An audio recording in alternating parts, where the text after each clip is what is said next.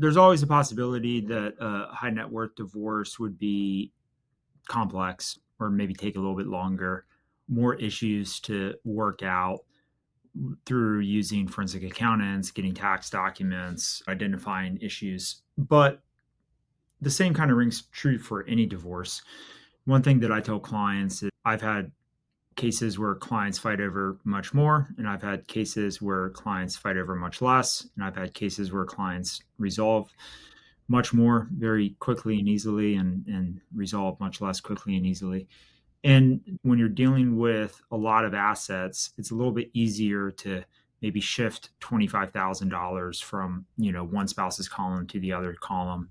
Because if you've got, just pick a random number, $2.5 million in assets, a $25,000 shift from one column to the other column, it's going to be relatively small in the context of all of the assets that you're dealing with versus when you're dealing with a more kind of modest divorce, we'll say, $25,000 could be huge. I mean, that could be somebody's entire retirement or something along those lines. So, high asset divorce does not automatically equate to very complex or very contentious divorce. However, it can because, if there's arguments regarding the valuation of businesses, whether a business should be included in the divorce or not, and the valuation of businesses can get very complex. Oftentimes, one thing we do see in high asset divorces is arguments of non-marital assets because somebody might own a house or a beach condo or maybe multiple Airbnb properties before the 8-year marriage or something along those lines. And then we start doing analysis of whether or not those non-marital properties lose their non-marital characteristics. So there's issues that go on, but sometimes it is maybe slightly easier to resolve high net worth divorces because there is more ability to kind of shift things around. You take the beach condo, I'll take the mountain house or whatever it might be, even if they don't equate to the exact dollar amount. So just something to keep in perspective if you're about to go through a high net worth divorce or if you are a high net worth individual. And then I get a lot of questions like, oh, I want to file an uncontested divorce, or I want to file a contested divorce, or I want to file an uncontested divorce with children, whatever it might be.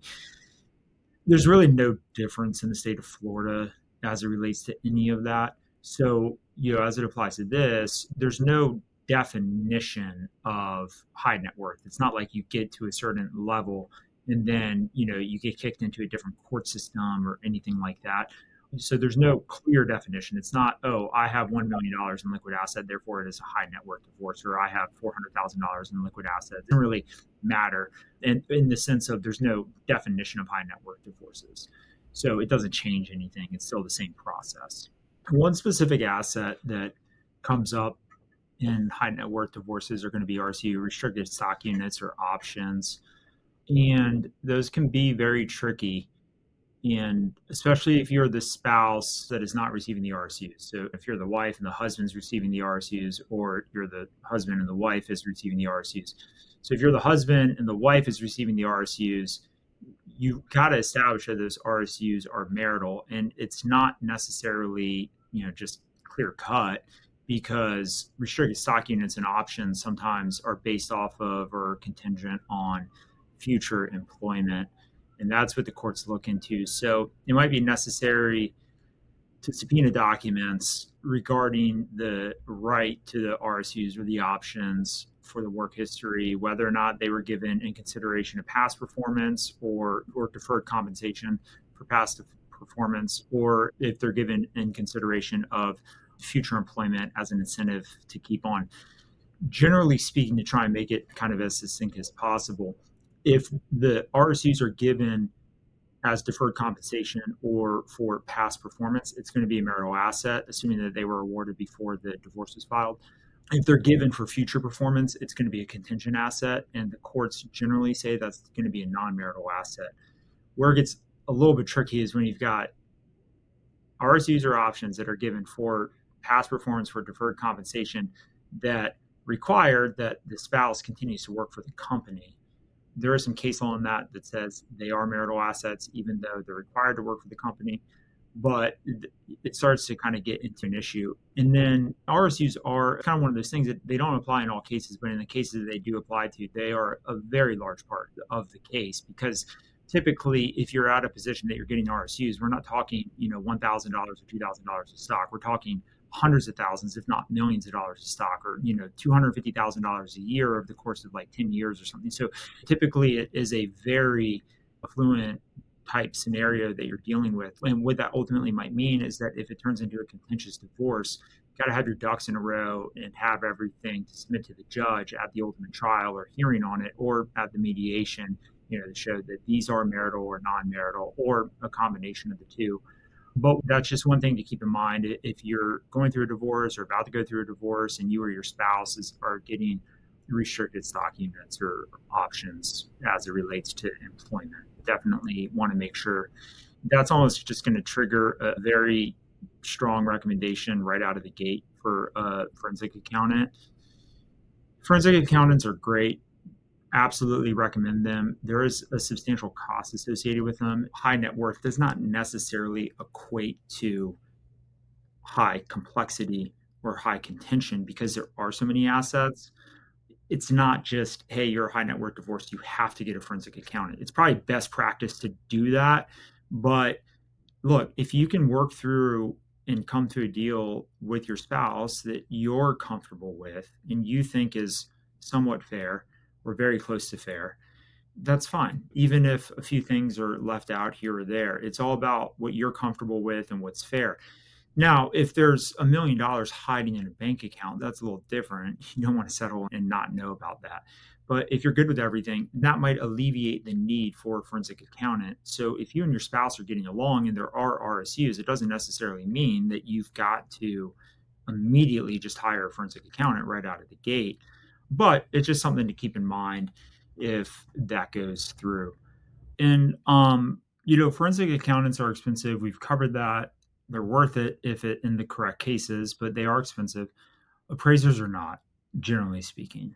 Everybody's in different financial scenarios. I understand that. At the end of the day, an appraisal can be anywhere from $500 to $1,000. And when you're talking about a $500, $600,000, $800,000, $1 million house, it's worth it to just get the appraisal.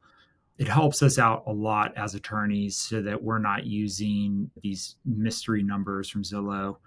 If you show up to trial without an appraisal, what most likely is going to happen is the court in Florida is going to look at the tax records.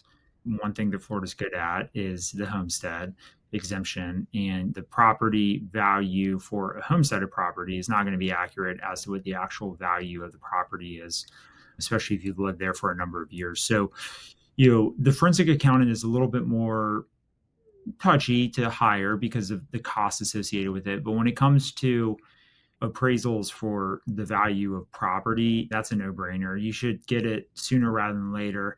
You can even just stipulate to use a single appraisal. And the question always comes up, how do I know that the appraiser is not in cahoots with my husband or my wife or whatever?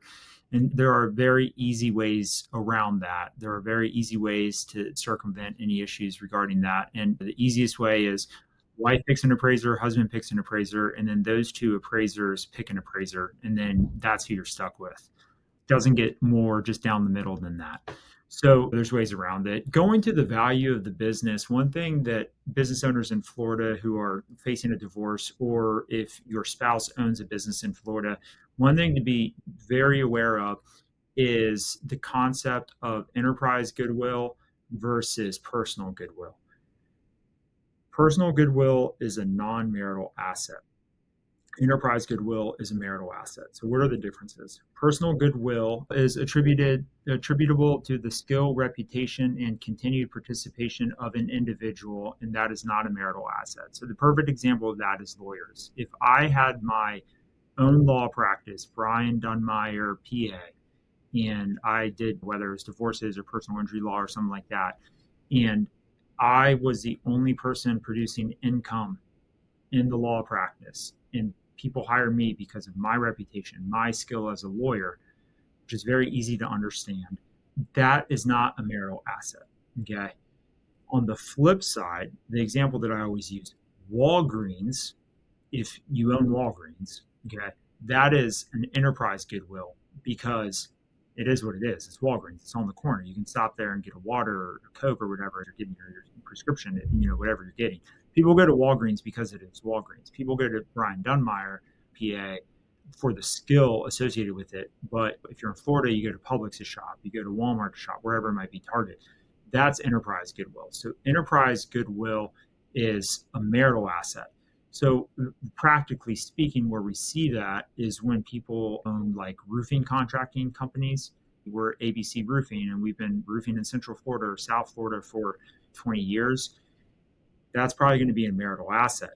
But if you are a solo electrician, subcontractor, making good money, whatever it might be, that is not a business asset. So the value of your work itself as a business is not a marital asset. And that's not to say your wages aren't a marital asset. Your wages are a marital asset, but your work as an electrician, what you earned last year, what you could sell your electrical company for, that's not a marital asset. So again, like so many things in family law, the line isn't completely binary, or it's not just cut and dry. This is personal goodwill or this is enterprise goodwill.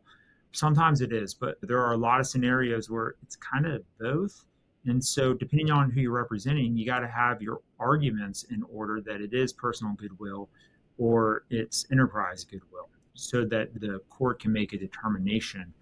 When you go in front of judges, if you play out cases to its natural conclusion and you go in front of a judge, every single case is different. So there's no way that we can say exactly what should happen or in your case or potential case or whatnot, to be clear on that.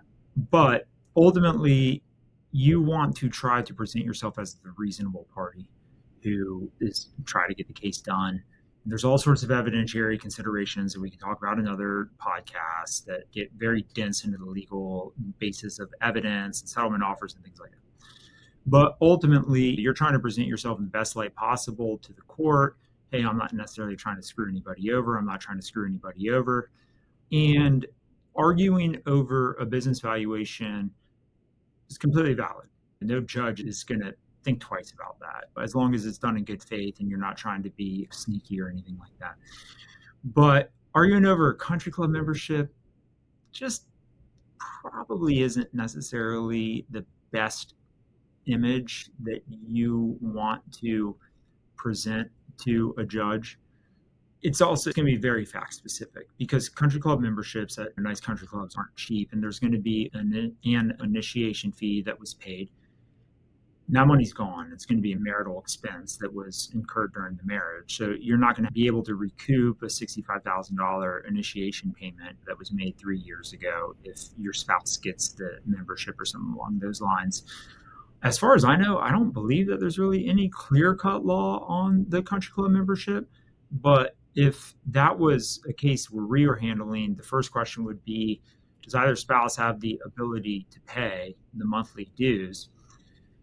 And then the flip side to that is if the spouse who does not have the ability to pay the monthly dues, therefore might be entitled to some sort of alimony or wants a country club membership, well, we would certainly argue that the alimony payment should not take into consideration the need for the country club payment. It's somewhat excessive.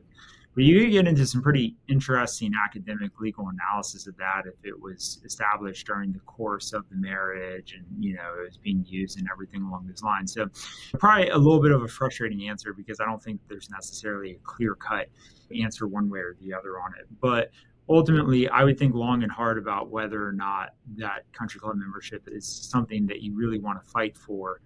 And then, quite frankly, the flip side to it is true as well.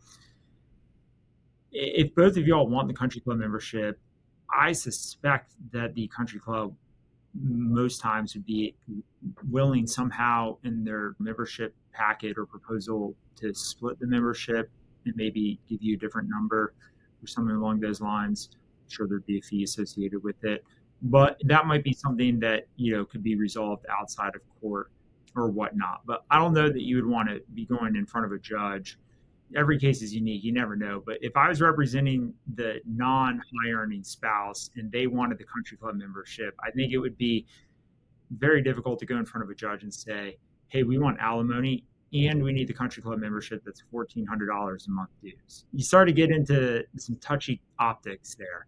I want to go back to business owners, whether we were representing you or the spouse. One thing to know if you're a business owner or if your spouse is a business owner, and this is just for simplicity purposes, I'm going to talk about like sole businesses that are just owned by a single guy or a single lady, a marketing company or something. If you're not aware of the way the bookkeeping works, generally speaking, is you pay yourself a salary, and the salary, according to the IRS, needs to be reasonable. And listen, I'm not saying this is right or wrong, but people do all sorts of funny accounting things, and I'm not condoning that one way or the other. But in the strictest definition, if you own a business, you have to pay yourself a reasonable salary according to the IRS, whatever that salary might be. There's all sorts of different guidance out there and risk tolerance and things like that. Then, depending on how your business is set up, if you're an S corp, it's pass-through, and whatever profits in the business at the end of the year is imputed to you as income. The reason why, if you're curious, just very quickly, you would not pay yourself that income through the W-2 wages is to avoid the self-employment tax, about 8%. So, what I have seen on both sides of the equation in financial disclosure is somebody who owns a business, the business makes good money, and they put on their financial affidavit that their W 2 income from last year was $45,000. No, it was not $45,000. They are correct. It was the W 2 income was $45,000. But you guys are looking at P&Ls, K1s, business tax returns, everything along those lines. What's in the actual bank account? So just be aware of that. If you're the spouse who owns the business, it's going to be the profit that was imputed to you by the IRS at the end of the year. Forget the phrase because I'm not an accountant, but the basis change or whatever it might be from the start of the year to the end of the year, and then whatever profit was made in the calendar year. If you're the spouse whose husband or wife owns a business, it's not just the W 2, it's whatever they are. And then there are complexities as it relates to business expenses that are paid through business that are kind of this like hybrid expense, home offices, electricity bills, things like that. All that stuff adds complexity to cases. So just some things to keep in mind on